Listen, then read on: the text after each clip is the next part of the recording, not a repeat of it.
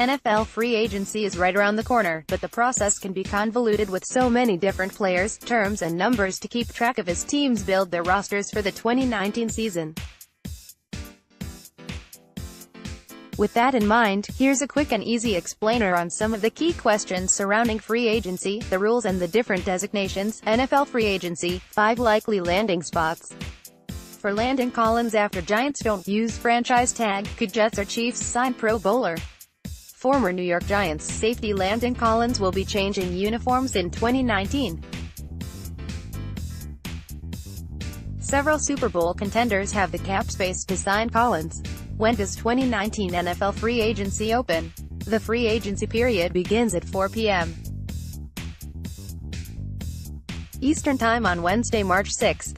When can teams and players begin negotiating? Teams can currently negotiate with pending free agents who are on their roster at the end of the 2018 season. But starting on March 11th, teams are allowed to contact and negotiate with the agents of other players who are set to become free agents when the period opens on March 13th. What is the salary cap for 2019? The NFL has set the salary cap at $188.2 million for next season, which is an $11 million increase from 2018. How much salary cap space does my team currently have?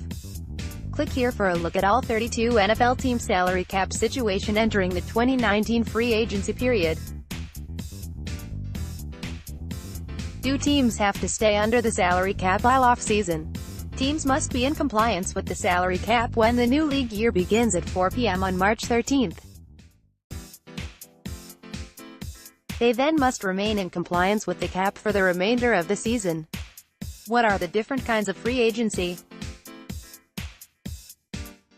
There are 3 different types of free agents: exclusive rights free agents (ERFAs), restricted free agents (RFAs), and unrestricted free agents (UFAs).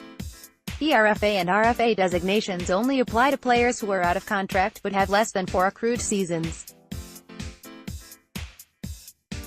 RFAs have 3 accrued seasons, ERFAs have less than 3 accrued seasons. What is the difference between a restricted and an unrestricted free agent? Unrestricted free agents can sign with any of the league's 32 teams, with no draft pick compensation owed to his former team. Restricted free agents, as their name would indicate, have more restricted movements. Teams have the option to apply several different tenders, of varying values on their restricted free agents.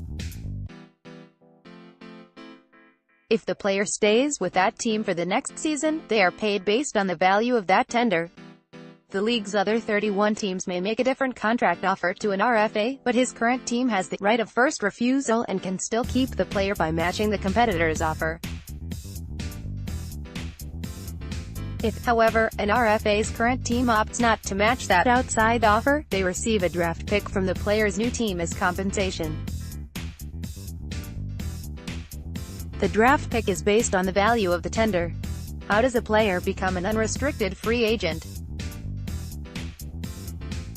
Any player with at least 4 accrued season who is out of contract becomes a free agent at the start of the new league year and is then free to sign with any of the NFL's 32 teams.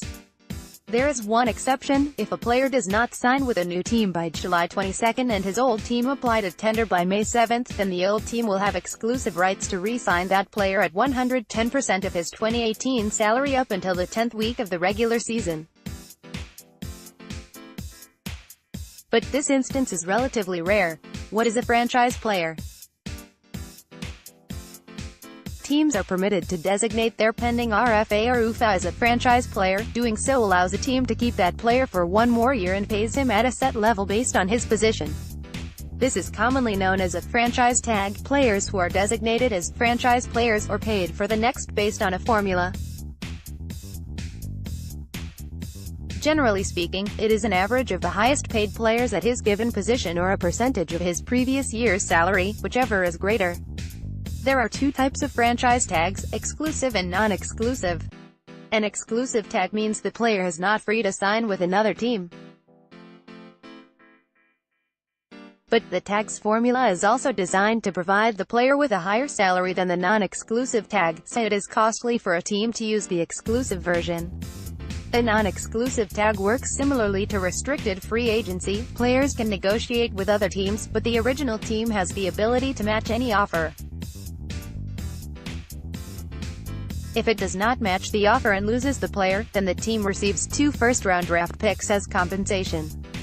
There is also another type of tag called the transition tag. This tag is similar to the non-exclusive franchise tag. Players may negotiate with other teams, with their original team having the right of first refusal. However, under the transition tag, the original team receives no compensation if it decides not to match a contract offer and loses the player in question. How many franchise players does a team get each season? Teams are permitted to use either one franchise tag or one transition tag per year. Can teams carry unused cap space over into the next year? Yes. If a team does not spend all the way to the salary cap in a given season, it has the option to roll that cap space over to the next season. For example, the Jets did not use $12.2 million of their cap space in 2018. They decided to roll all of that money over into 2019, meaning they are actually permitted to spend $200.4 million in 2019, the rollover cap space plus the $188.2 million limit set for this season. Matt Stypulkowski may be reached at mstypulkowski@newadvancemedia.com. Follow him on Twitter at m_Stypulkowski. Find NJ.com Jets on Facebook.